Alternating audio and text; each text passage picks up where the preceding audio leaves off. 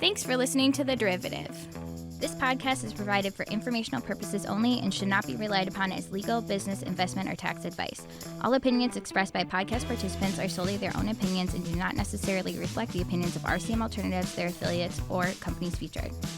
Due to industry regulations, participants on this podcast are instructed not to make specific trade recommendations nor reference past or potential profits, and listeners are reminded that managed futures, commodity trading, and other alternative investments are complex and carry a risk of substantial losses. As such, they are not suitable for all investors.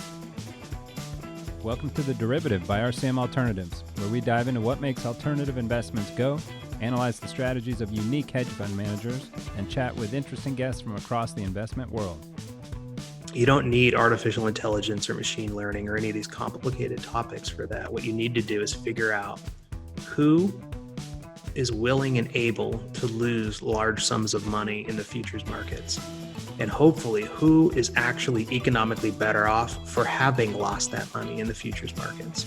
And if you can identify that those people exist and consistently exist, and you can participate in the markets in such a way that you're providing liquidity to them in their time of need, then it's reasonable to conclude that some sort of a risk premia will flow from them to you over time.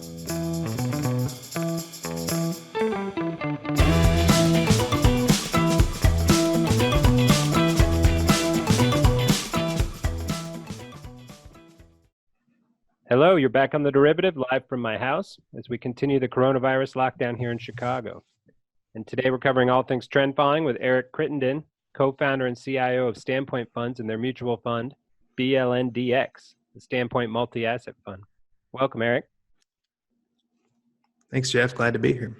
Great. So Eric's been designing and managing investment strategies in and around the managed futures space for over 20 years. And Phoenix-based Standpoint Funds is his most recent venture, focused on providing an easier way to stay invested in a globally diversified portfolio. So I'm excited to hear what it's like designing a mutual fund from scratch and what sorts of models make this fund unique. So Eric, thanks again for joining us. You're based in Phoenix, right? Technically, we're in Scottsdale, which is a suburb of Phoenix, yes. Okay. What's the situation like there? You guys are in lockdown? It's not too bad, actually. I think Arizona is a little bit behind the curve in terms of testing and locking things down. It does look like a ghost town out there, but there's still people in the parks and walking their dogs, and the restaurants are closed, but people getting takeout and riding bikes and whatnot. It's not too bad. So some people would think of that the other way, of it's really bad if you're behind the curve, that it hasn't hit yet, but you're saying from a life standpoint, it's not too bad. So far. That's good news. And then you're originally from Kansas? Yes, I was born in Kansas, grew up on a hog farm. One grandfather was a hog farmer, the other was a wheat farmer. Nice, quiet, boring little existence down in southeastern Kansas.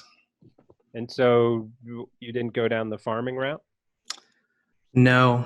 I was a military brat for the first 10 years of my life. So I ended up living in about 6 different states. I think I went to 7 or 8 different elementary schools. So that took me out of that pathway and towards something else.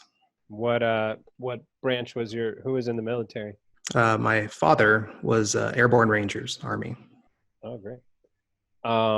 So yeah, we're actually at RCM in the ag side of the business quite a bit, helping people hedge crops and herds of cattle and pigs and whatnot. So it could have been a separate life of that side of the business, which is interesting.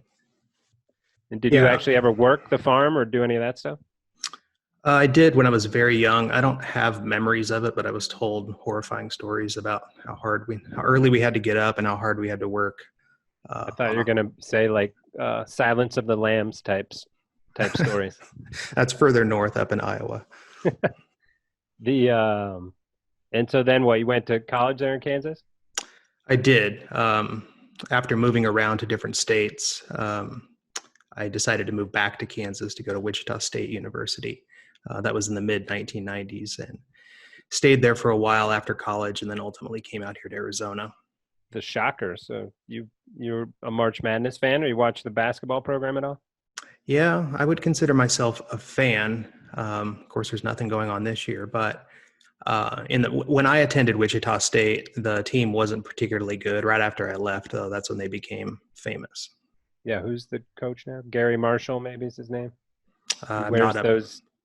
He wears those glasses that have the Wichita yellow on the stems or whatever you call them, on the earpieces. They take the basketball program very seriously in the city of Wichita now. So Yeah. those glasses are very popular. How big's Wichita? Can't be too big, right? It's actually the biggest city in Kansas, although that's not saying too much. I believe the metro area has a population of about 400,000. Okay, bigger than I thought. So then you're at Wichita State, and how did you end up in this world of investing and trading and managed futures? It's an interesting story. I started out as a public health major at Wichita State, and one day took an elective in economics and fell in love with the dynamic nature of price data and econometric data. I really like nonlinear complex models. That's what attracted me to public health in the first place, is where preparedness is rewarded and unintended consequences are important to understand. And there's a lot of parallels between what you get in the public health discipline to what you see in the capital markets or financial markets discipline. So you would have almost been in super high demand here in the coronavirus if you had the public health side and the mathematical modeling side. Yeah, well, I left public health for the same reasons that you're seeing a lot of the chaos in the world right now, the political component of the decision making. It turns out that the math takes a back seat to politics, and that's kind of what drove me away from that major. When I stumbled upon finance, and I knew nothing about the stock market or the derivatives markets in 1994, when I realized that you could separate politics from the data, from the analysis, from the work, and you could get rewarded for prudent risk taking. That's when I found my calling and decided to switch to finance and computer science. Right. It seems like public health, you'll get shamed for prudent risk taking, right? Or you'll get always like, hey, we're taking a risk or we're trying to control risk by getting everyone out of Florida before this hurricane might strike. Like, it seems like there's a lot of blowback on people being too careful in public health. Yeah, there's that. There's also this phenomenon where offending the wrong people at the wrong time is career suicide. So that's more important, the politics component, than making good long-term decisions. Got it. And so then stumbled upon finance in college. And what was the path after that? There was a moment in my studies where I learned something that I think is an advantage that will resonate with you, having so much experience in the CTA world. I was in a class, I don't remember which one it was. It might have been the derivatives and futures class, where I was tasked with building a mechanical trading system that we would run for the duration of the semester, and your grade would be a function of its risk-adjusted returns and also your logic from constructing it. So being an idiot back then, I designed a system that bought 52-week lows and sold 52-week highs, just like every other normal human being would attempt to do, right? Perfect. And I back tested this on several different asset classes, and the back test looked beautiful. And I ran it for a semester and lost a tremendous amount of money on paper, of course, not real money. But then the back test still looked great at the end of the semester. So that forced me to look under the hood and rip this thing apart and figure out, why does my back test say I'm making money, but my statement says I'm losing money? And that's when I learned about things like survivorship bias and post-dictive error, and how system developers can easily fool themselves if they don't understand these really important databasing concepts.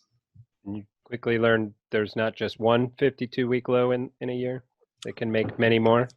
Yeah, the first 52-week low oftentimes leads to 15 more 52-week lows on your way to a 90% drawdown. Exactly. I'm impressed that they had a derivatives and futures class at Wichita State back in. It must be, or they have ag roots and they're trying to teach people hedging and whatnot. Yeah, Wichita State is an underrated school if you want to study economics, specifically agricultural. It's a very good accounting school. Finance is good. Koch Industries, the Koch brothers, KOCH, is down the street from the university, and they donate a lot of money. There's a tremendous amount of farming, hedging, manufacturing, airplane manufacturing. There's a lot of business that goes on in the Wichita area. So I was able to leverage that environment. I started a club on the campus. It's probably not around today, but back then, before there were terms like data science and quant and whatnot, we created our own club of people that had an interest between an intersection between computer science and derivatives trading and stock trading as well. And a lot of the people that worked at Koch Industries that were foreigners that got recruited to come over from other countries because they had PhDs in physics or finance or economics or whatnot. There's not a lot to do in Wichita. Culturally, Kansas has its own culture, and it's not particularly consistent with people from Europe and other places. So we had this eclectic mix of people from different countries that all had a common interest in derivatives and systems. And that's where I learned about commercial hedgers and how their desire to participate in the markets leads to very different results. They're not profit seeking.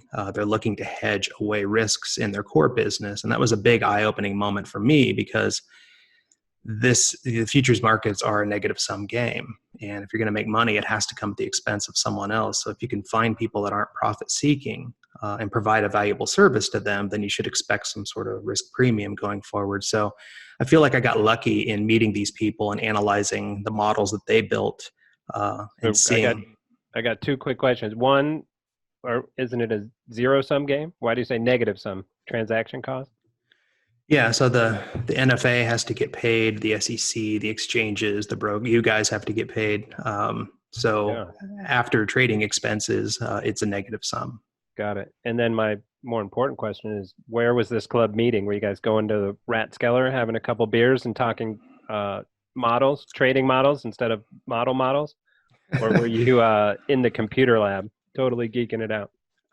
Both, actually. We started off, we sequestered a particular classroom in the sub-basement of the Barton School of Business.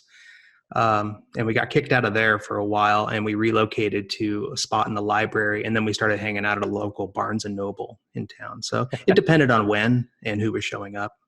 Where were the drinks? I wanted the drinks to be part of that story.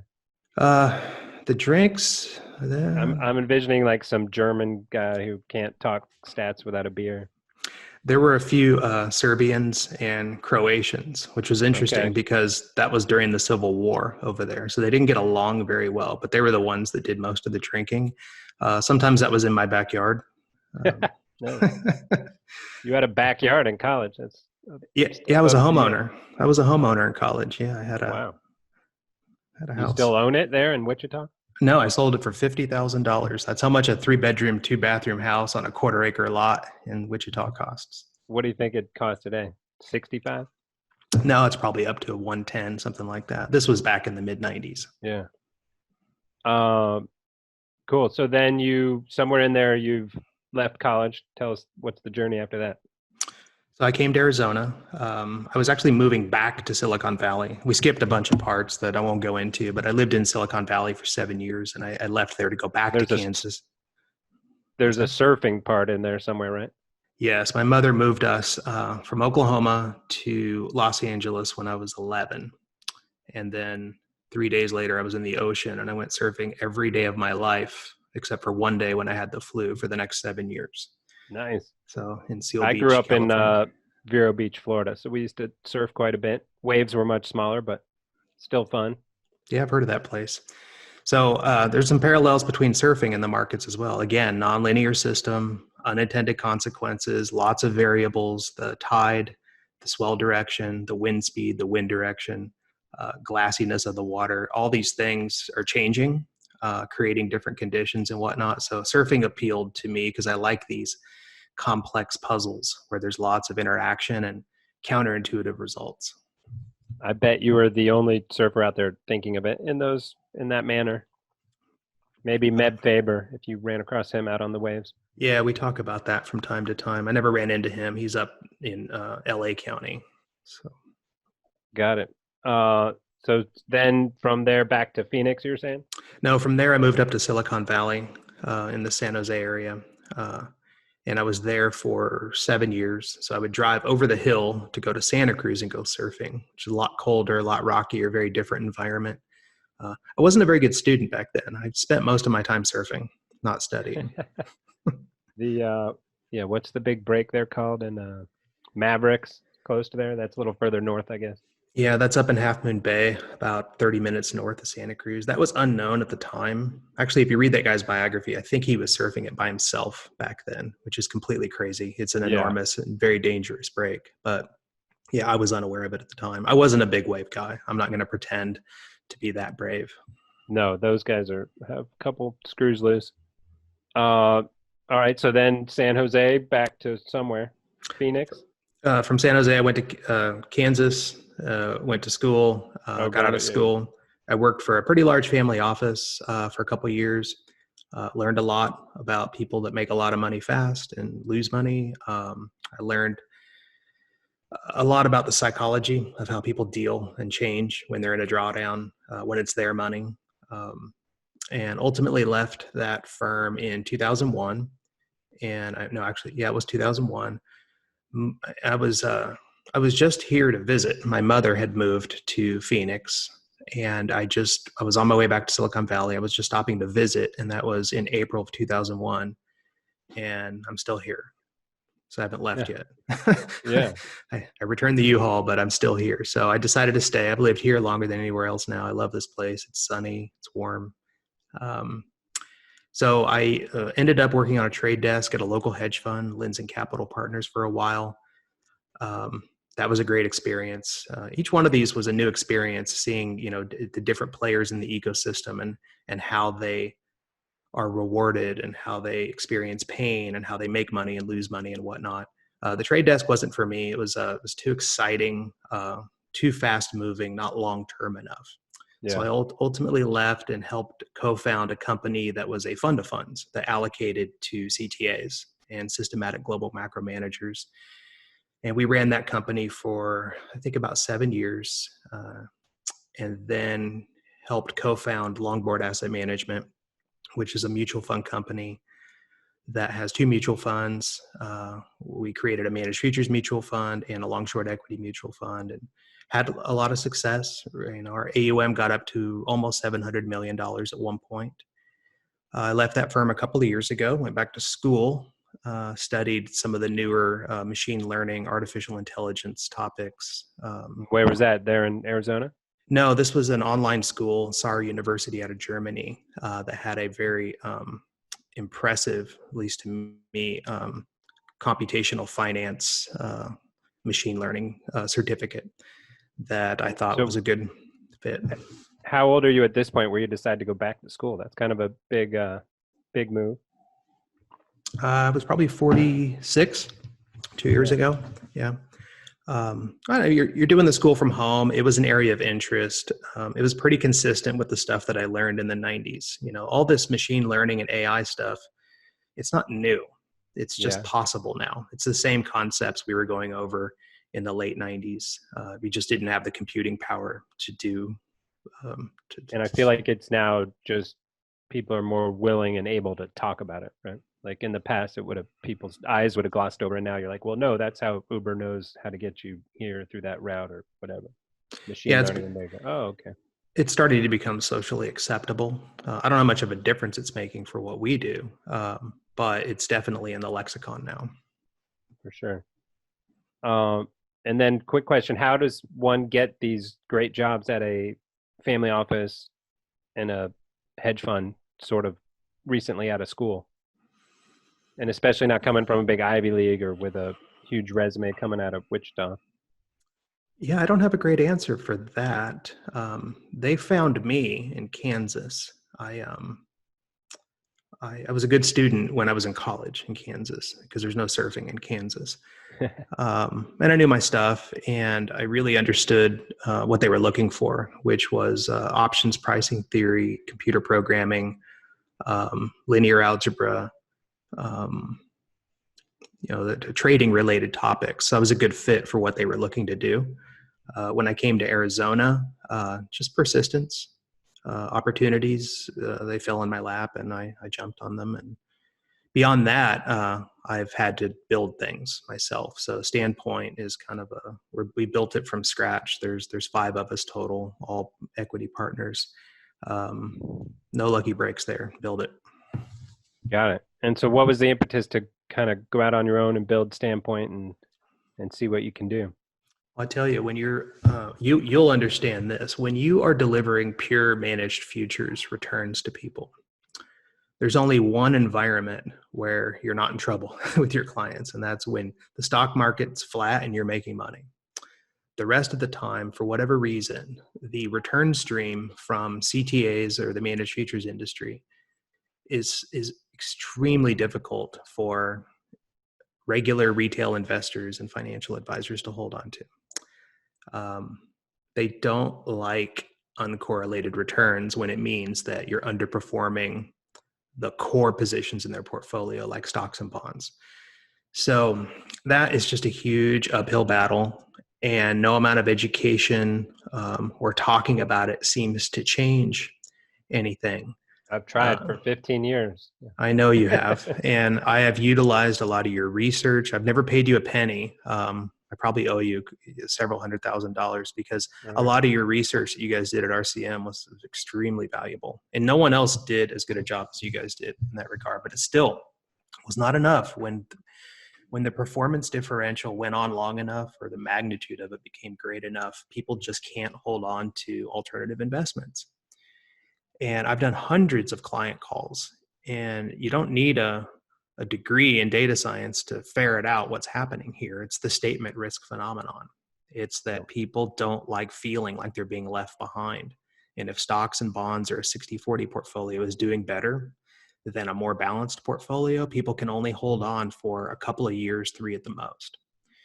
So I had an old piece called "The Problem with Alpha is It Lacks Beta," which was basically the people, right? They can't understand, why am I making money? Why am I losing money? They want that herd comfort of, okay, if I'm losing, as long as everyone else is losing, I'm fine. But if I'm making and people are making more, I get super upset. So the epiphany that I had, or at least think I had, is stop fighting with people and stop judging them. They're just being people. And if I didn't have the insights that I have, I'd be interpreting it the same way they are. That's all they have, is they can just look at the report card, their statement, and that's all they have to go on to judge whether you're doing a good job or you have their best interest at heart. So what I found, and this was kind of a slap in the face to me, what people really want is how I invest. They want us to actually do the work for them. They want us to blend in the appropriate amount of managed futures into a portfolio of traditional investments. And if you do that, then all of a sudden they look at it and say, job well done. It's okay to underperform a little bit at times and outperform a little bit at times. I don't feel like I'm getting completely left behind. And people's feelings actually matter if you're considering their financial decisions, because they're going to make those decisions emotionally. There's no amount of effort we can put into forcing people to be rational or objective.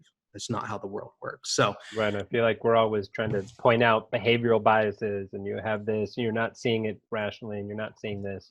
So you kind of said, stop fighting that and just roll with it. Yes, much like a parent would, if instead of trying to get their 5-year-old in the morning to eat a big chalky multivitamin, they just give them a gummy bear vitamin, and everyone wins. The kid loves it, the parent loves it, and everyone wins. Big chalky one, the Flintstones vitamins? I don't know. You have those growing up? I did, and they weren't very good. But I'm talking about like a big gray, flavorless. It tastes like chalk or something. Yeah. And it's you could try to reason with the kid and say, look, after 30 years, you'll be in much better condition if you take this. Blah, blah. The kid doesn't care. So do you want results or do you want to be right? Right. It's like as an investing public, they've all failed the marshmallow test, right?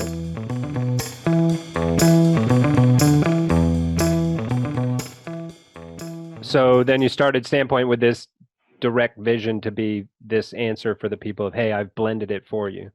And that's, by the way, why it's named BLNDX, the ticker of the mutual fund. Yeah, that's correct. That's correct.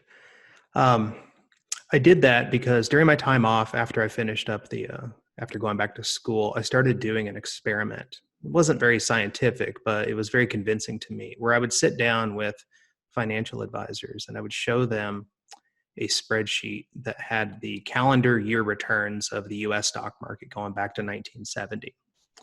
And they all knew what it was, they could tell. And then next to that, I would put the calendar year returns of some sort of a managed futures index and let them scroll through it and look at the relative performance year by year by year. And then I would ask them, how would you feel about making a 5% allocation to managed futures? It's a small allocation. And I estimate that 9 out of 10 people said no way. And they all gave the same reason. They said, look here, it was down when the market was up 3 times and it underperformed 11 times and so on and so forth. And there's no way that my clients could have stuck with that. I would lose clients if I did this. So not going to do it. And I would say, really, not even a 5% allocation? And their response would be, well, 5% is not enough to make a difference, but it is enough to cause a problem. So the answer is no. So then I would trick them. I would remove the managed futures and I would create this mystery asset class. And all this mystery asset class was a 50-50 blend of stocks and managed futures, rebalanced annually. And I would stick it up there, but it wouldn't be titled. There'd be a question mark at the top. And I would repeat the experiment. I'd have them go down the list and look at the different years. And then now all of a sudden, 9 out of 10 people said, yes, this looks great. What is it? I'm very curious, but I wouldn't tell them. At this point, I would say, so a 5% allocation is okay with you? And 9 out of 10 people said, sure. As long as it's not something crazy, this is exactly what I'm looking for. I'd say, okay. Now, I was tempted to reveal what it was at this point, but I took it a step further and I said, what about a 10% allocation? How would that feel to you? And the answer I got, the primary answer was, sure, if it's not something crazy, this is the kind of alternative results I'm looking for. Sure, 10% should be fine. So then I revealed to them that it was a 50-50 blend of stocks and managed futures. And I don't remember a single person not being shocked. Everyone was blown away. Heads exploding. What? Yeah. And then I told them a 10% allocation to this 50-50 blend is mathematically identical to the thing you rejected, which was a 5% allocation to pure managed futures. So what does that tell you? Yeah, it's the old behavioral problem, right? Of would you rather have a 50% chance of making $100 or a 50%? I can't remember what that thing is, but basically it's the same expected return, but everyone chooses to like not lose the 100 risk. So they were seeing it just from a career risk standpoint, not necessarily the actual performance numbers. Just, I don't want to have to explain this extra column to my clients. Right. But at this point, everyone can be honest with one another. We see it for what it is. It's the statement risk issue. Now, at this point, as the manager, me, do I want to be in conflict with these people and tell them, look, this is where you've gone wrong and you need to change? Or do I want to roll out a blended product that happens to be the way I invest personally and give them that gummy bear vitamin so we can all win? That's the question. And I don't understand why more people don't approach it this way. Yeah, I think of it more as the Tropicana putting the calcium in the orange juice. But same concept. Gummy bear vitamin might be more tasty. I might steal the orange juice thing from you. Yeah, take that. So let's dive into the strategy a little bit. You gave us the broad strokes. So the mutual fund. So this concept, this rough experiment you were doing, that became the actual portfolio. So you're doing 50% equities, 50% trend following? It is 50-50. The first time I looked at this was back in 1996. It was another class at Wichita State where the project was to write computer code. I think it was Fortran back then, to build the efficient frontier, basically implement modern portfolio theory. And the professor gave us latitude with respect to how we would go out and get the data. And I had friends that had Bloomberg terminals and whatnot back then, or the equivalent. I think it was Reuters back then. And I was able to get data on all kinds of different asset classes, some of which I didn't even know what they were back then. And one of them was a global macro index. And when you hard to come by even today, but yeah, it was available. And I remember looking at the underlying constituents, and I think it was Bridgewater and Soros and some other guys. And I think John Henry was in there. But anyways, I didn't know what it was at the time. It was just another series of a giant database of data points. And I built this mean variance optimization program, and I unleashed it on the data, and it came back with a huge allocation to this global macro index. I think it was 40%. And my professor, though, and so the Sharpe ratio came back at a really high number, something like 1.2 or something, which in real life is a high Sharpe ratio. Meanwhile, if you limited your scope to just stocks, bonds, and real estate, the Sharpe ratio was somewhere in the 0.6 or 0.65, something like that. So when I turned it in, the professor pulled me aside and he said, "How did you get a Sharpe ratio this high? What did you do?" I said, "I don't know. I didn't know anything back then." So we started going through it, and he's like, here's the problem. What is this global macro thing? And I said, "I don't know. It's an index of these things." I didn't know. And he's like, "Well, we can't use that. It just needs to be stocks, bonds, and real estate. So kick it out, redo it, and then turn it in." And that's why. Yeah. Well, yeah, I did. I tried a little bit and I asked questions, but the funny thing is he wasn't interested in any questions, and neither were any of my the other students in the class. Nobody cared. They just wanted to get an A or a B or whatever and move on. You've just identified the core reason for like institutional think, and like, no, it's always 60-40. Why? Well, I don't know. That's what I was taught in school. Well, who taught you in school? Like, it seems like a never-ending cycle of just, that's the way it is. That's the way it should be. Well, what was eye-opening was the deterioration that I saw in the results when I kicked out the global macro index, and the deterioration in the subsequent Monte Carlo simulation, because I was doing Monte Carlo simulations on the data too. And it really widened up in the spectrum and the dispersion of potential outcomes. And it just created a terrible result relative to what I had. And I showed it to people and nobody cared.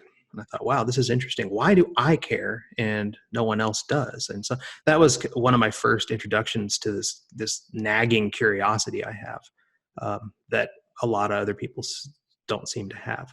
So that stuck with me forever, even to this day. So you asked about what's the allocation? Why is it 50-50? Well, back then, the optimal Sharpe ratio allocation was almost exactly 50-50 using that index and those other asset classes. I redid, essentially, calibrated.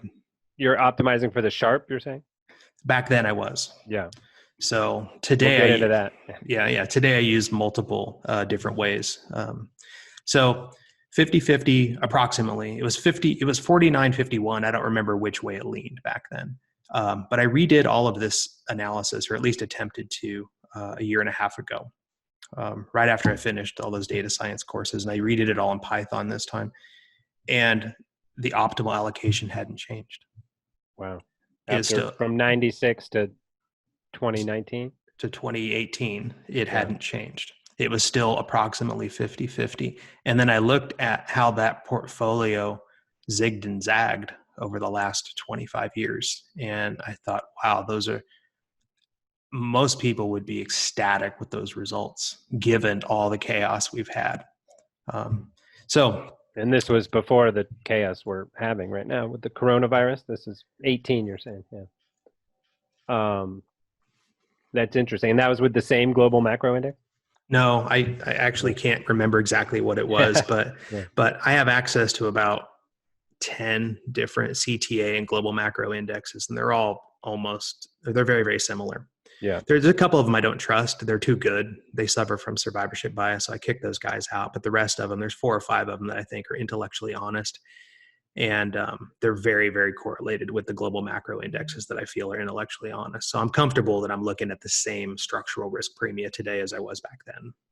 Yeah, and which I've told people for years, it's not magic. You're not trying to like capture this guy's brilliance, trend following in particular, right? You're just bracketing the market. You're catching all these breakouts. If they're true breakouts, you make money. If they're false breakouts, you lose money, but lose much less than you'll make. So with that structure, right, they're going to do what they're going to do regardless of basically who's in the index and whatnot. There'll be differences around the edges based on how, their time frames and whatnot, but essentially they should provide the same profile. Yes, there is a beta structurally. Yeah, mathematically put versus my narratively put.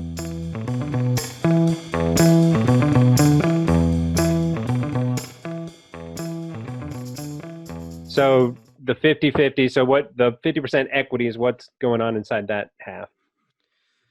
So I spent about a year studying the microstructure of the ETF world because ETFs are very alluring because they're convenient. But I didn't trust them until I really did a deep dive into the structure of how they work and in-kind distributions and how it all works underneath the hood. Today, I'm very comfortable with the ETF industry, and I see the benefit of using ETFs to get the equity exposure that we want. I could spend a week talking about, but I won't. It's too boring.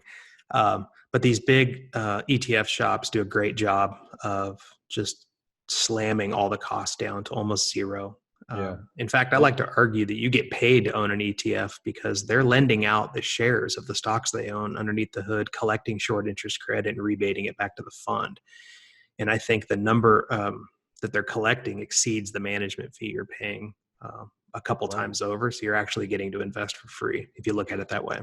And where do you stand on, a lot of people are thinking that all the money flowing into passive indexing via ETFs might someday cause a problem for the ETFs. We saw some dislocation between NAVs and the ETF price and the coronavirus crash with the junk bond ETFs, I believe. You have any worries, or what did you find out in your research in that regard? Yeah, I have some strong opinions about that particular topic that aren't consistent with some of the popular concerns. With respect to things like the junk bond ETFs, where there's a mismatch between the liquidity in the ETF and the liquidity in the primary market, a lot of people look at what's going on in the ETFs and see it trading at a discount to NAV and say to themselves, this is a problem. We need to fix this. I don't think it's a problem.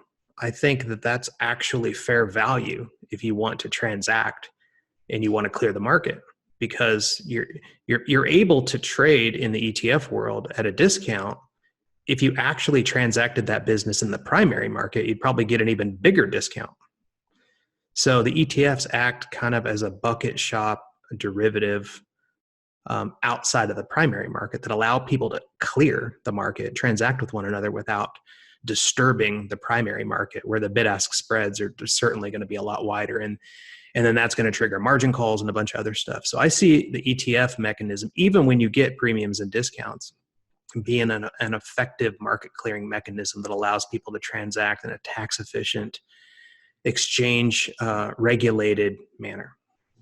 Yeah, and I don't even understand. Some of the concerns are like that people would redeem faster than they could sell the underlying assets, I think is one of the concepts. So that is a flaw. I think it's a flaw to allow people to believe that there is daily liquidity in the kind of volumes that just aren't possible, that rush for the exits phenomenon. So the review is mixed on some of these things but it's really just an education thing. If you want the convenience of an ETF structure that's participating in illiquid markets, you have to understand that if everyone wants to hit the exits at the same time, the ETF is going to start to trade at potentially a very large discount to the primary market. But that doesn't mean anything's wrong or broken. The primary market simply can't facilitate all of you getting out at the same time. And as long as you understand that up front, then you invest accordingly. Right. It's like if all the WeWork employees were trying to dump their private shares when all the shit was hitting the fan, right? There would have been a huge discount to what the reported number was for what the value is.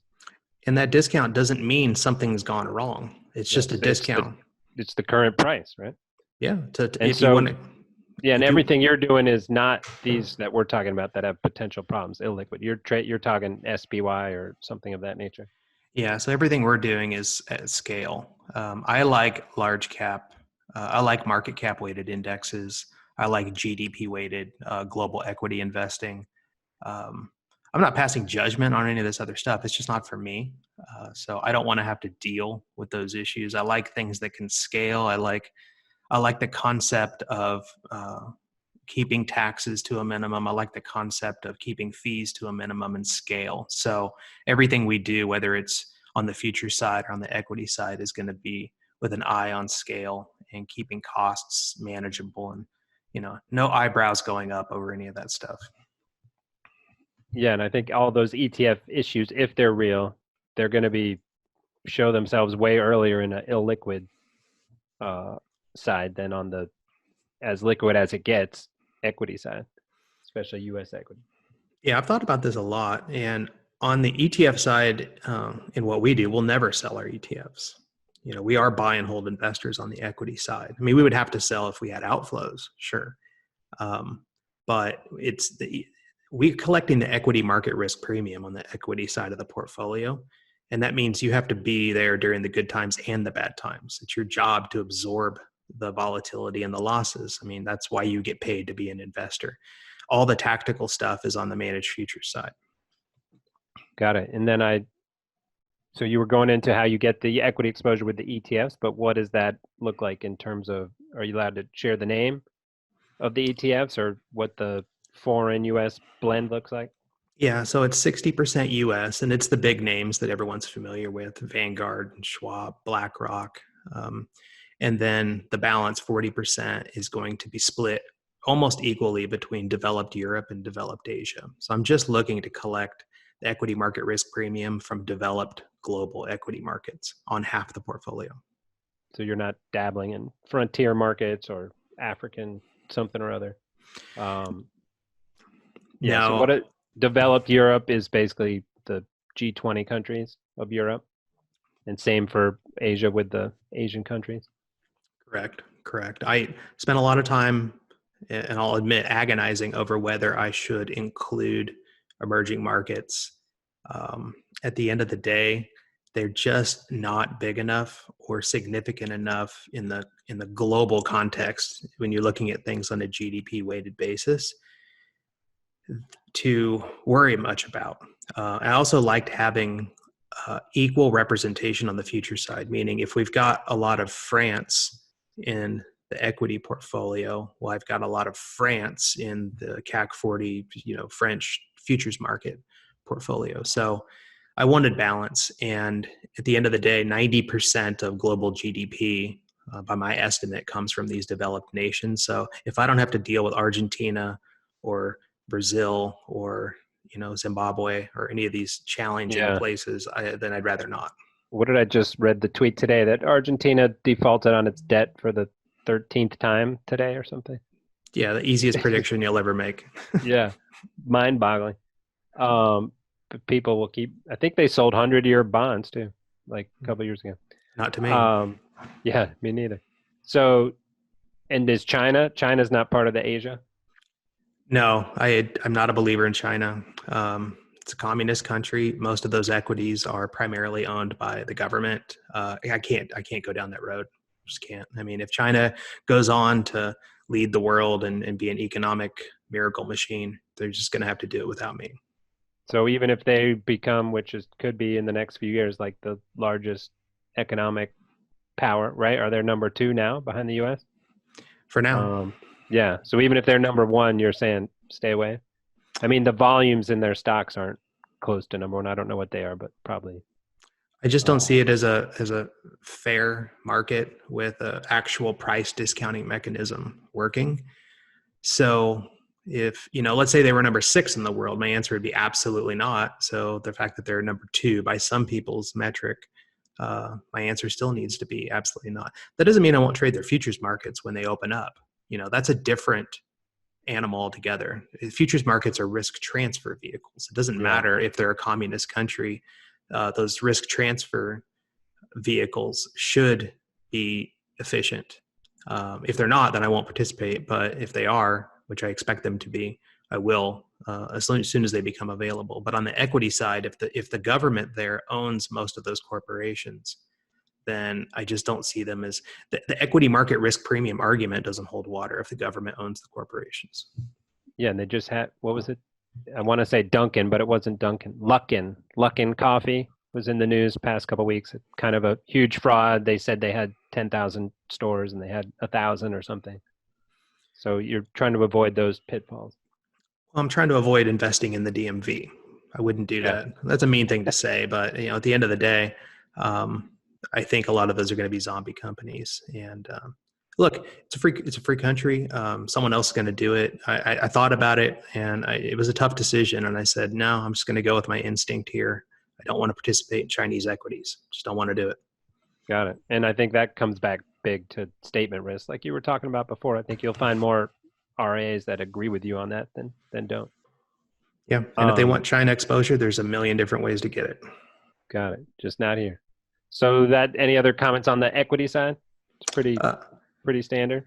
Yeah, I wanted it to be super low fee, tax efficient, easy to understand, and liquid and scalable. So after that research project where I compared using these ETFs versus using futures contracts versus going out and buying the common stocks myself and managing that portfolio and looking at custodial costs and taxes and tax treaties and all that other stuff, the weight of the evidence was very much on the side of using these ETFs, and they're almost free in terms of management fees. So that made it real simple. Half the money goes into a globally diversified portfolio of these ETFs.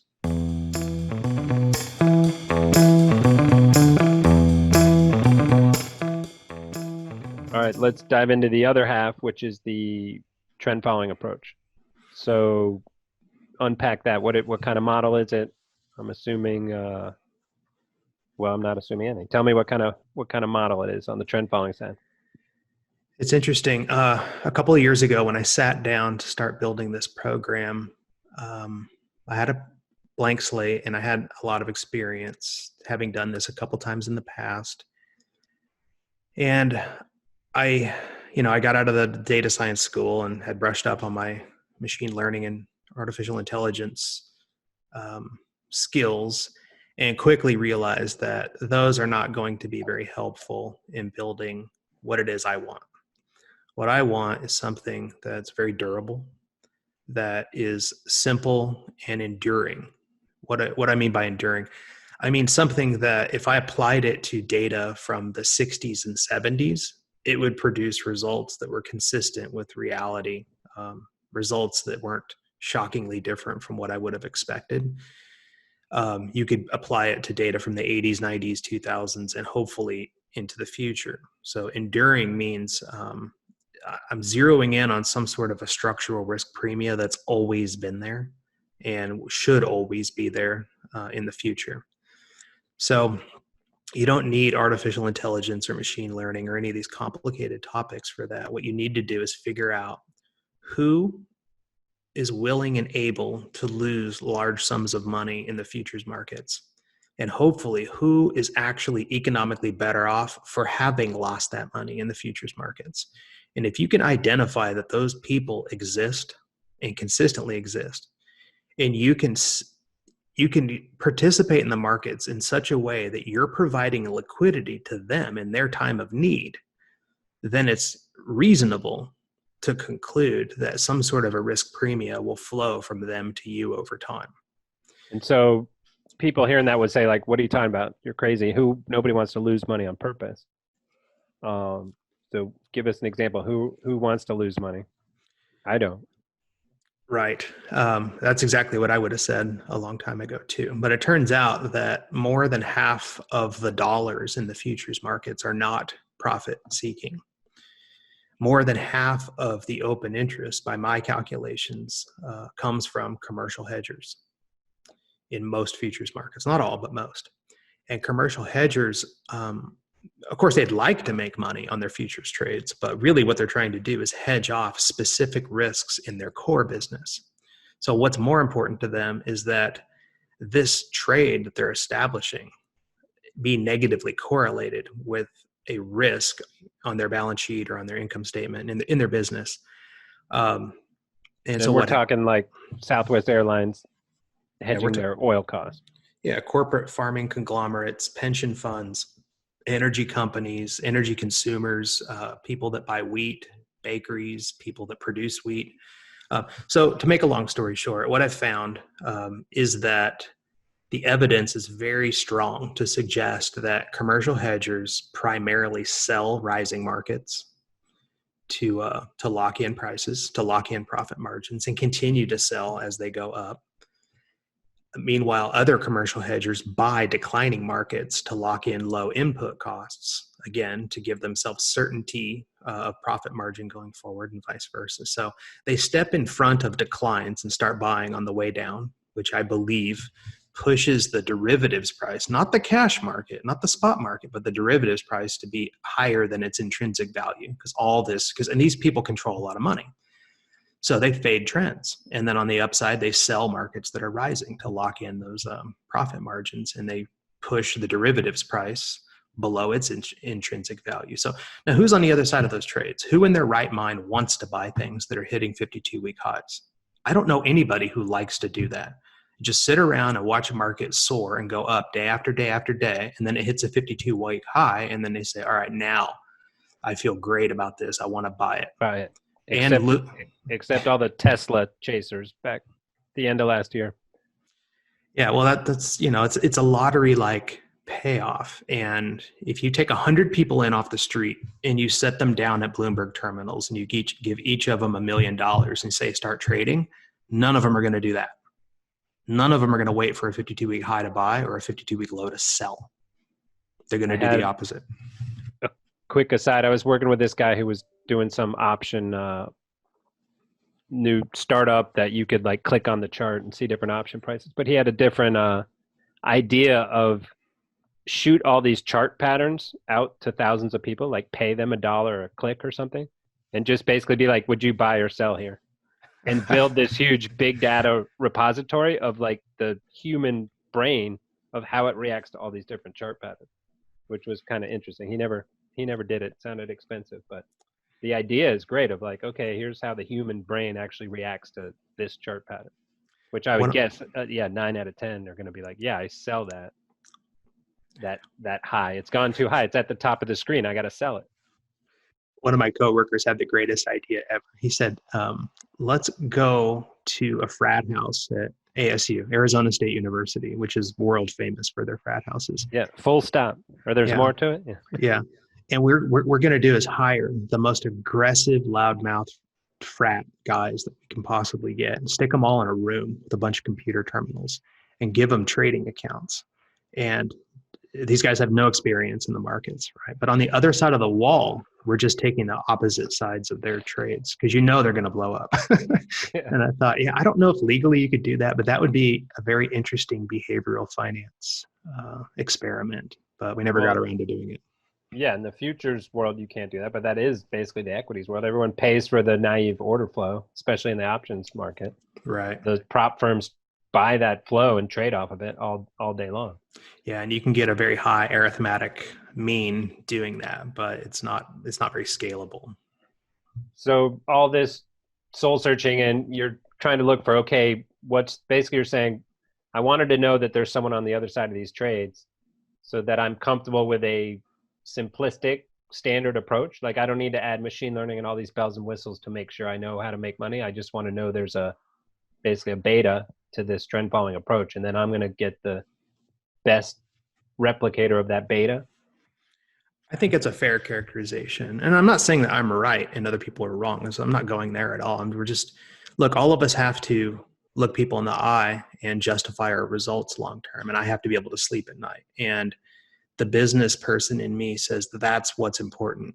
I do not understand how other people can build mathematical models and backtest them and then unleash them on the markets and make or lose money going forward without understanding why this should work in the first place. So for me, I look at the hedgers and understand that they are willing and able to lose money on their trades. It's a negative sum game.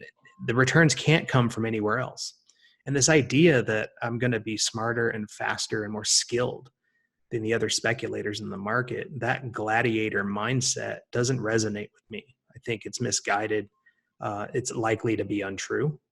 And even if you could figure out a way to outsmart the other speculators in the market, the other trend following firms and futures trading firms, they're terrible customers, because what do they do after they lose money? Well, they start betting smaller. They start going away. If they lose money for 2 years, they get redeemed. Their clients fire them.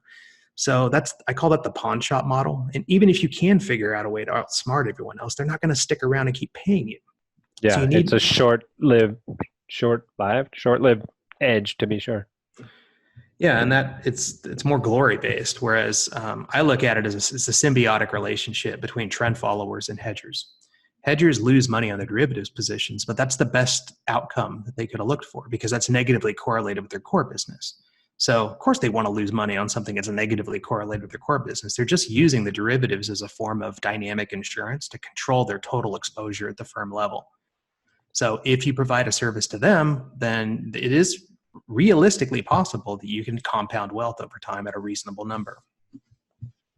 And so tie this all back into the 50% trend following. So that's why you chose the model you chose, or that just lets you sleep at night knowing that's the model I chose? Yeah, I would say that guided my attempts to build what ended up being a relatively simple model. So that's why I think it doesn't need to be that complicated. I was amazed. One thing that really jumped out at me in the last couple of years is I sat down and I built many different models. I built dozens and dozens of models over the years, some complex, some simple. Some of them have worked great. Others have been mediocre. One of them didn't do very well at all. But the ones that have done the best were the simplest. And this model that I use now, I call it the maximum capacity program, where it's just open interest weighted participation in 75 different global futures markets with a portfolio heat target of 20%. It was supposed to just be the baseline model. Kind of this is the beta of managed futures from my perspective. But all of the complex things that I built around it or on top of it, they added more model risk, which I don't want, and didn't really improve the results. And I kept looking at this baseline model, which I think of as the S&P 500 of futures. It's just real simple. Participate on an open interest weighted basis, take every trade, control your risk, wash, rinse, repeat, don't ever break discipline. It works great. And at the end of the day, that's exactly what I want. That's what I want to use. And there's benchmarks out there like SocGen trend indicator, or there's like S&P has one, I believe, trend indicator. So it's essentially similar to those indicators or indices? No, I wouldn't say it's similar to them at all. I've looked at what they're doing. I feel like a lot of those things have special rules. Like some of them have special rules that say we won't short energy, or we won't use leverage, or we won't use stock indexes. I don't view those things as a good proxy for trend following. The SG Trend Index is a good proxy for trend following because it's a equal weighted index of the biggest trend following firms out there. So I think that's a fair proxy for managed futures trend following returns, but I haven't seen too many others today. They've changed over the years that I would put into that camp. Yeah, but this whole concept is a lot of the banks and big firms have gone down this path and said, hey, institutional client, you can get this trend following beta right here at my shop in our risk premia department. How much do you want to put into trend risk premia, momentum risk premia? So it's a similar concept there, but I would agree they have different bells and whistles, and or leave it up to the client to choose those bells and whistles, and they might shoot themselves in the foot and be like, cool, I want this, but I don't want short energy, like you're saying, or something of that nature. True. And I've been disappointed in some of those products I've looked at least in the results. I think a lot of those are very short term in nature relative to what I've chosen to go with. So I'm not sure. I like what I've come up with. I really do feel that it represents the beta, at least my idea of what the beta is of trend following, at least on an open interest weighted basis. So that's what I ended up going with. And tell me a little bit more about that, because that's a little bit unique on the open interest weighted basis. Yeah, so it kind of dovetails with what we were talking about earlier, where I really think that the commercial hedgers are the source of any sustainable profits for any futures trader, at least anybody with a hold period more than a few days. So open interest is, I look at it as a footprint of commercial hedgers. So whereas volume might be deceptive in that people could be trading in and out all day long, but open interest represents the number of outstanding contracts at the end of the day. So my perspective is that hedgers can't hide. They've got to show up in the open interest. So I view that as a proxy for any profit potential in a market. So just like if you're looking at a stock and you're float weighting or market cap weighting your participation in an index, which is very efficient and tax efficient and results in very low friction rebalancing, you can take those same concepts and port them over to the futures industry if you simply pay attention and migrate with the open interest. And that means trading the whole futures curve, not just the front month, and weighting your positions according to their current level of open interest, knowing that that's going to change over time and adjusting to those changes in a slow, pragmatic manner. So give me an example of that. So I would assume like energies are some of the biggest open interest, bond futures. What are some of the top 10 in the portfolio based on the open interest? Yeah, so it would be the 10-year Treasury, the S&P 500, gold, Brent crude, the corn market's big. And then every sector's got its leader, and then it's second place, and then third, and then it really starts to drop off after that.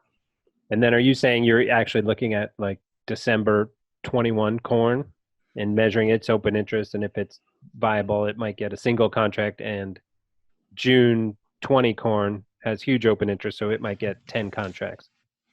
Yes. Well, that's how we will scale the program as it gets bigger. It's not necessary when you're small. But if you want that capacity to be there once you start to scale, especially in the soft commodities and the grains, you need to start trading the deferred contracts on an open interest weighted basis.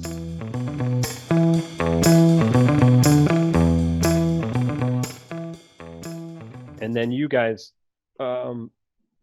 seem to outperform some of the other managers who are doing similar things here in the March sell-off. Do you think that was because you have more in energy and you were short the energies? I suspect so, yeah. I think a lot of managers, for some reason that evades my understanding, choose not to participate in energies on the short side. And they also choose not to participate in bonds on the long side when they feel that interest rates can't go any lower. And I've argued with several of them over the years, talking about contango and term structure and how much the roll yield factors into the profits of a long-term trend follower, and how that is to some degree immune to the argument that they're making that the price can't go any lower. And we have proof last year. A lot of trend followers were long German bunds at negative rates.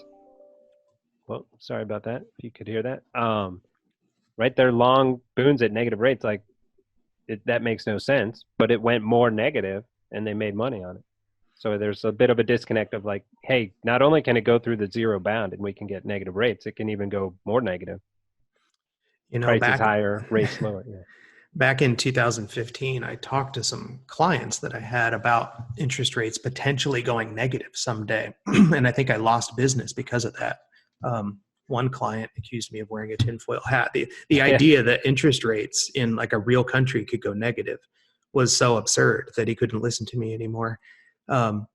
So yeah, it's, we're in uncharted waters. There are things happening. I mean, crude oil, I think, had a negative print in some province in Canada a few weeks ago.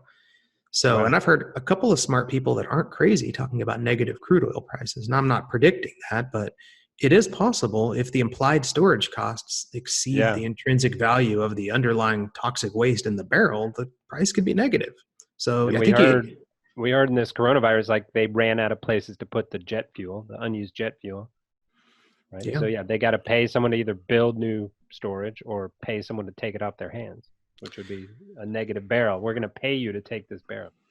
Yeah. And that's what I love about futures markets is that they're very counterintuitive. So when a market goes into full carry, like a lot of these energy markets are now, you'll see the contango get priced into the curve. And if you try to unwind that contango and say, why is the contango, $7 a barrel? What you'll find is that part of that term structure is a function of estimated interest rates, a little bit of expectations, but most of it is the cost of storage. And the cost of storage is a fascinating thing because it's linear for a while until you start to come close to capacity, and then it goes nonlinear. And there's no limit to the cost of storage because there are government laws against toxic waste and whatnot. So now, if you're a short seller in the energy space, when a market's in full carry like that and the storage facilities are full, and you keep rolling a contangoed market and making all your returns from a roll yield over and over and over again, shorting at 20, closing at 15, short at 20, close at 15, and you're just rolling down the curve, November, December, January, February. And then you do an honest assessment of, why did I make this money? Well, you were a dynamic synthetic storage provider during that period of time. When you shorted the contract, you gave someone else the price certainty that they needed. Had they not been able to contract with you, they would have needed to have gone out and paid for that storage. So all of a sudden, you went from being a futures speculator, trend follower, whatever, you're just providing another valuable service that happens to exist for some different reason. You're a synthetic storage provider. Now, who thinks about stuff like that? That's fascinating to me. Why would that be correlated with the equity markets or with the bond markets? I agree. I like that. I'm going to get some shirts made up for you. Synthetic storage provider. Only in a full carry market that's going down. Right. And explain what you mean for the listeners by full carry market. Well, that's when the whole curve is, the spread traders are active, the open interest is full, and it's all being locked in. There's some papers that I really benefited from. You'll probably recognize the author, Holbrook Working. Yeah. Yeah, he wrote a bunch of papers, and it's the best futures coverage I've ever read, and they're all from the 1930s and 40s, I believe. Very timely today, just super interesting. So I don't know if that's helpful to people, but it was definitely helpful to me to at least try to understand this ecosystem of the futures markets because they're very different from the other markets. And you see this with like Glencore and huge commodity traders, right? If they have like oil they own on a ship and they don't want to get the price they're going to get, they just hold it in the tanker and wait for the higher prices in a few months' time, which has its own risk, but so there's all those dynamics too of the cash players in and out of the market. Yeah, that's a different discipline. There's arbitrageurs, cash and carry, all these other participants and whatnot. And I know my place in the ecosystem, and that's to provide liquidity to some of those commercial hedgers in their time of need and do this uncomfortable thing that people don't like to do: buy breakouts, sell breakdowns, close your position out if it goes against you significantly, and control your risk. There's a place for us in that ecosystem, and it's actually quite profitable, and it's beneficial to a portfolio because it's uncorrelated with stocks and bonds. So let's talk a little bit. A lot of people have gotten so super frustrated with managed futures over the last 9 years, especially trend following, articles that trend following is dead. The volatility is so low. All the markets are correlated. You can't diversify across markets. How would this simple model have performed during that time? Just in general terms, but then also, what are your views on, can trend following ever die? Seems like you're saying no, but what are your views on all that? I do think trend following can die. There is a way for trend following to die fundamentally, and that would be if you get so much vertical integration in all these different markets, which is possible. I'm not ruling it out. That there's no more risk premia for an outside participant to collect. So what I mean by vertical integration, that's where someone like Amazon starts buying all the downstream, suppliers and whatnot. And basically, they can do all the hedging internally, meaning, they're both the consumer and the producer of some of their own goods, and they control the whole ecosystem. Yeah, they don't price it at the end point and have the customer relationship. Right. They have all pieces, so they'll just say, this is the price. I don't need to hedge anything.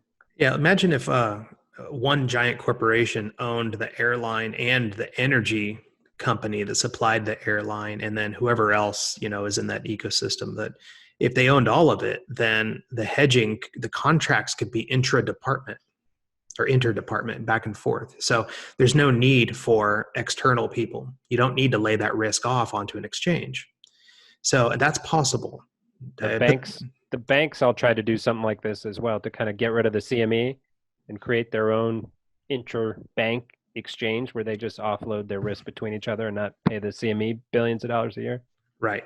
But yeah, if it's a single company, and Amazon's probably the best candidate for this dystopian future we've ever had. Yes, and like I said, I'm not ruling it out. But if it does happen, it'll correspond with plummeting open interest levels on the exchanges.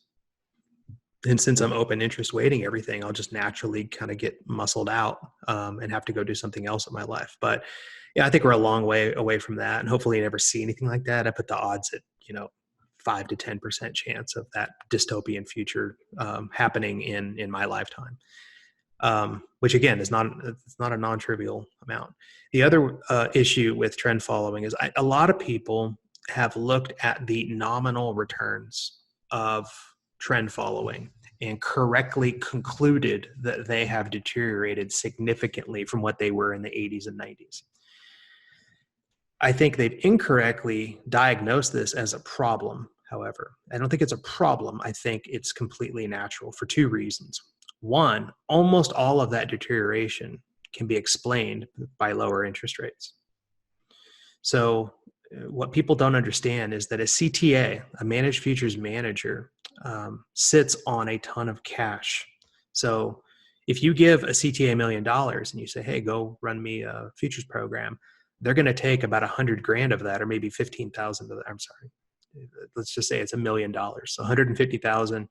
They're going to post it as margin. The rest just sits in cash, which they're going to then invest in treasury bills. And they're going to collect the risk-free rate of return, and that's going to show up in the performance. Well, the 50-year average T-bill yield is 4.6%, but it's not 4.6% right now. It basically went almost to zero right after 9/11, bounced up a little bit, and then went to zero again in 2008. It's been hovering at really low levels ever since. So if you were to credit that back, you would see much less deterioration. So that part's out of the CTA's control. The risk-free rate of return is zero. It used to be 4.6%. So you should expect to see about a 4% lower annualized return for your typical CTA on a fully funded basis. I would add to that whole argument that the CTAs these days have many more institutional clients, pensions, big clients that don't want as much volatility. So in your example, $1 million, 150 is used as margin. Back in the 80s and 90s, that $1 million investment had 650 in margin or 500,000 in margin. So they both had the bump from the interest rates, but they were also putting more of the money to work and more volatile to the upside and the downside. And so now they've delevered and there's less interest. Yes, that's true too. So in order to answer the question, have the returns, quote unquote, returns deteriorated, you have to define what you mean by returns. So what I like to do is strip away the interest rate component. So we're comparing apples to apples, but you also have to strip away the thing you just brought up. You have to normalize the variance. So you're looking at risk apples to risk apples. And when you do that, you see considerably less deterioration. You still see some, and it's meaningful, but it's not eye-popping or off the charts. Now, let's talk about how that deterioration for a minute. A lot of people in our industry see that as something to be ashamed of, something that's bad, something that you want to run away from. I don't view it that way at all.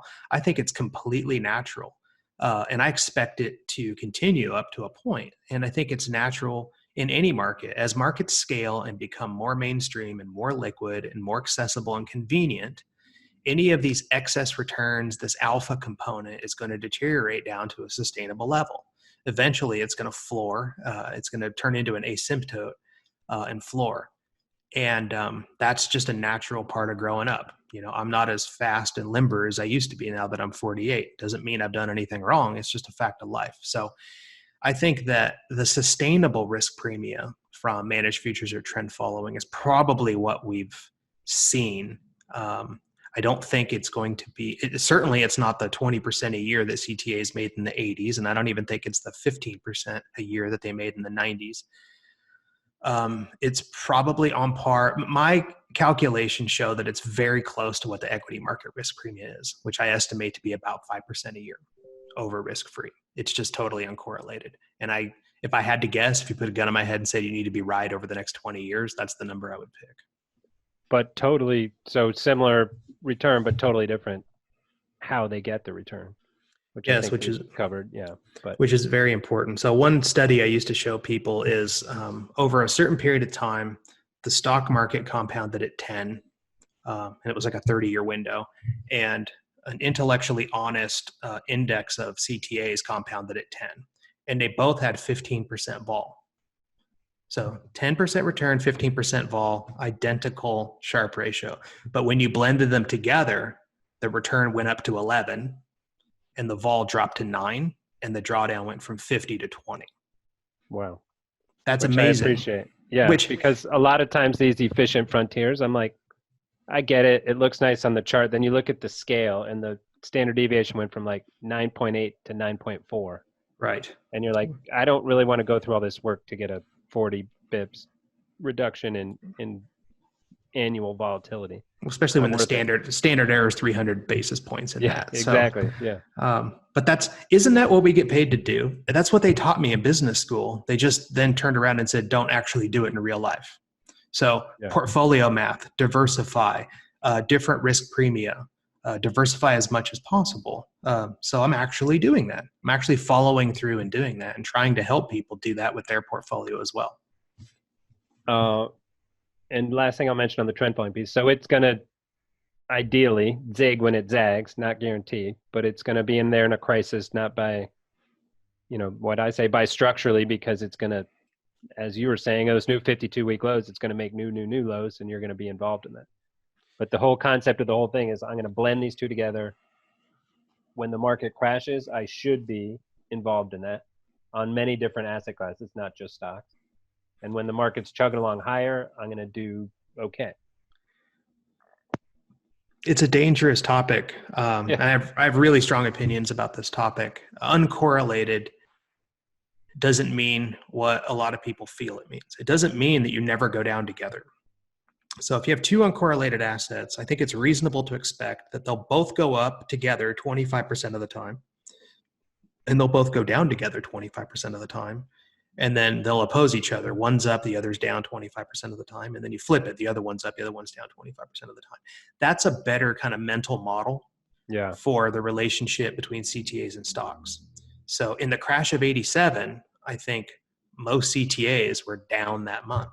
There were a few high profile, Paul Tudor Jones and some other people that, became legends from being short. But I've looked at the data and I've talked to people that were trading back then. Most people were long.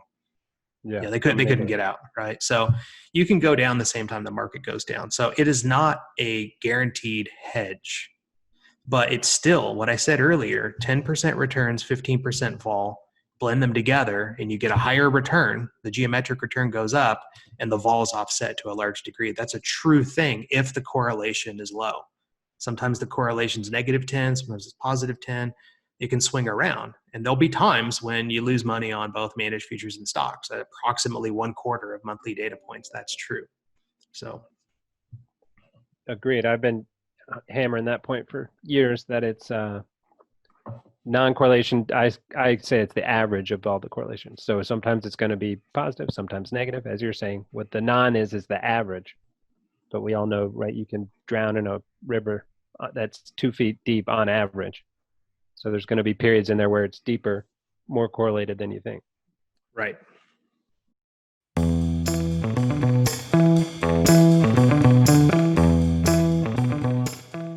Briefly, tell me structurally. So is there anything you can't do in the mutual fund that you would have done in a private fund or different, or can you access the full suite of what you're trying to do in the mutual fund?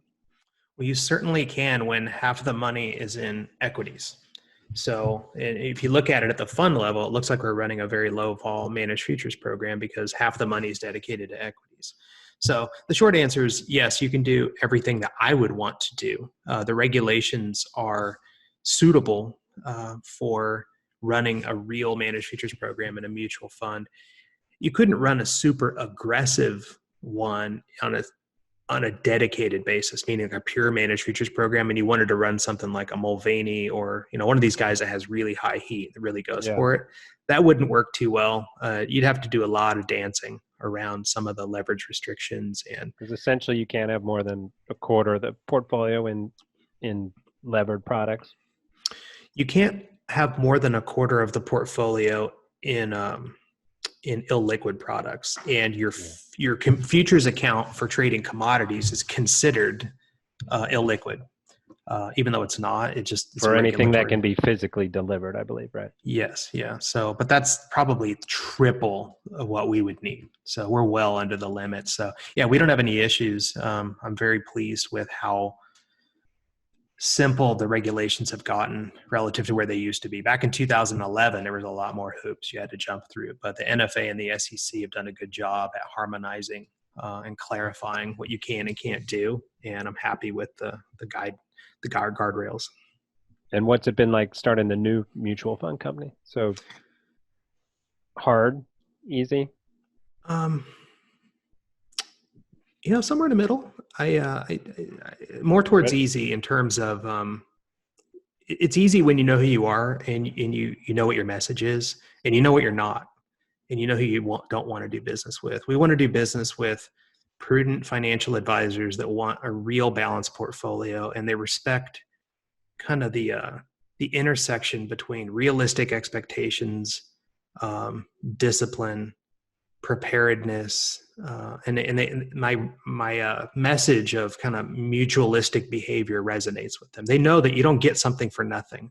I'm not out there saying I'm smarter than anyone else, that we're faster or more gifted or we're using machine learning. It's more of we understand why these markets do what they do, like why they were set up and where the risk premia are, and we're going to do the things necessary to capture that risk premia. And it's not fun. We're not in this for fun or excitement. We're providing a service to the marketplace that's valuable, and we're going to collect this risk premium. We can show you how much of a difference that makes in different market environments, inflation, deflation, Goldilocks scenarios and whatnot, and then just allow people to calmly and intelligently assemble the portfolio that they want, and then hopefully it's a little bit of fun. Yeah. Well, it's fun for me. I use that almost in a sarcastic manner, that I've come across a lot of traders in the last 25 years, and a lot of them get into this business for the wrong reasons. They see it as a way to get rich and for excitement, and those two things do not work very well. Those aren't the attributes that you want. So what I'm saying is, we're running this as a business, collecting risk premia for providing a service. We're not glued to our screens and watching the markets and trying to have fun. Right. And it seems like you're the antithesis of what I think of a mutual fund company. They're like all suited up, walking into a tall building in Boston or something and analyzing fundamental stock research or something, right? So you guys are a little bit on the different side of that.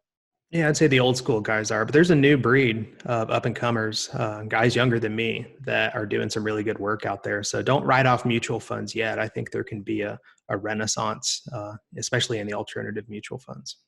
Yeah, and we didn't talk about that. Of like, a lot of people would say the mutual fund world is dead or dying, and everyone's going to switch over to active or passive ETFs. But I think you're showing there's a need for this. Well, think about what I'm doing. I put half the money in passive ETFs for a reason. I actually believe they're a very efficient way of capturing the equity market risk premium. But then I'm marrying it to 50% active management and alternative investments. So I think you can do both. You don't need to pick one camp or the other. Got it. All right. Any other things on the strategy, or we can go into our favorite section and close it up here? No, we didn't get too much into the strategy, just that it's a plain vanilla, long-term, medium-term trend following, old school, the same stuff that, the chairman of our board of directors, Tom Basso, was doing back in the 80s. And I believe in that stuff. I think it works for a reason. So we haven't reinvented the wheel. We're just doing it in a very efficient, transparent manner. And we expect that that's going to give us the beta that we're looking for, which is that, trend following beta.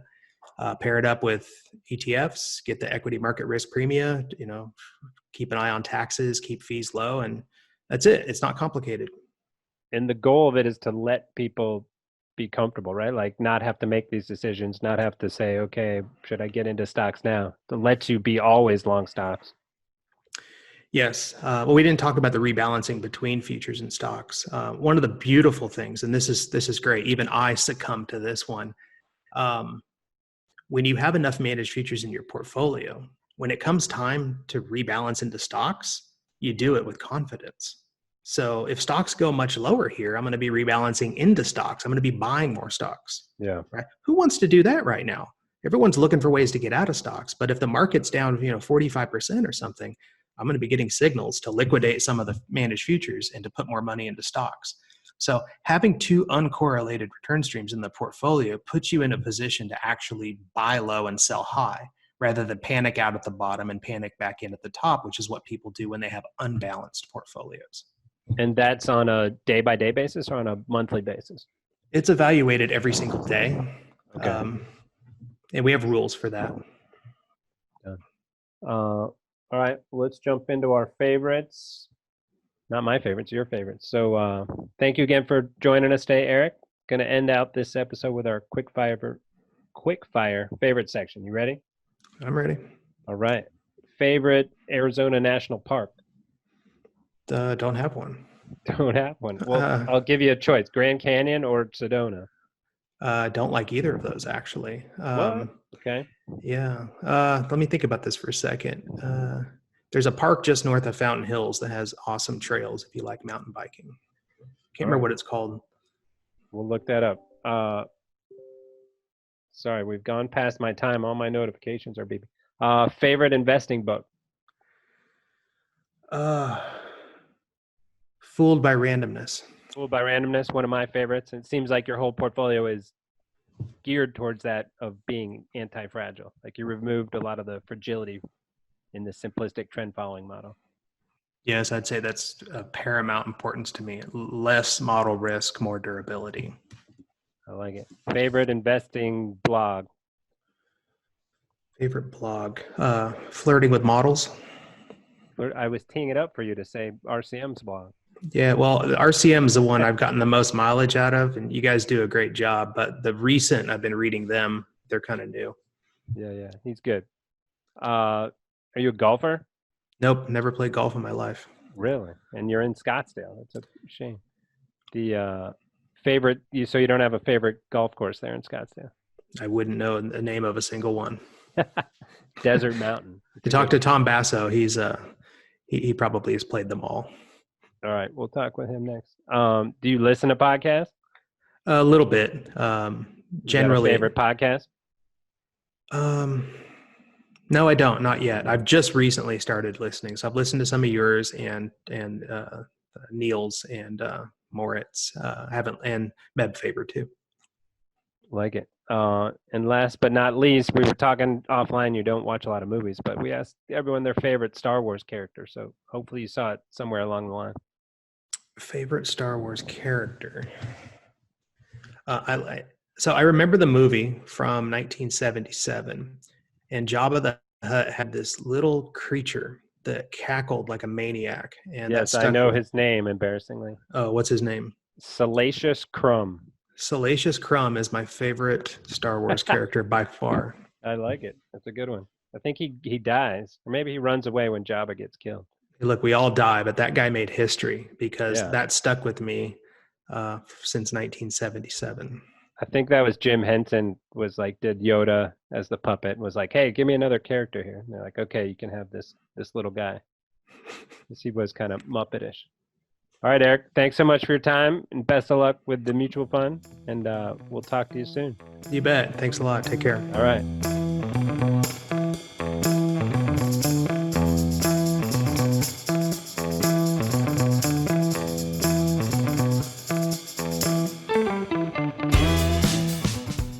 You've been listening to The Derivative.